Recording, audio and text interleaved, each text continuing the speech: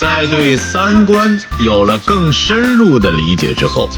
我开始反思自己和周围的人，似乎很难找到一个真正三观正的人，包括我自己在内。在我看来，人们可以大致分为3类：思想上的伟人、行动上的矮子和生活中的伪装。有些人思想境界很高，超脱于常人，他们对是非对错有着清晰的认知，这就是思想上的伟人。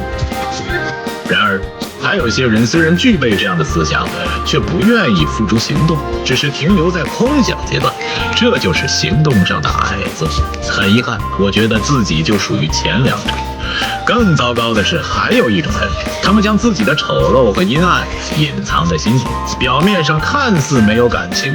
却伪装出一副有情有义的样子，让那些不明真相的人误以为他们大义凛然，充满浩然正气。其实不然，他们只是善于伪装罢了。这就是生活中的伪装者。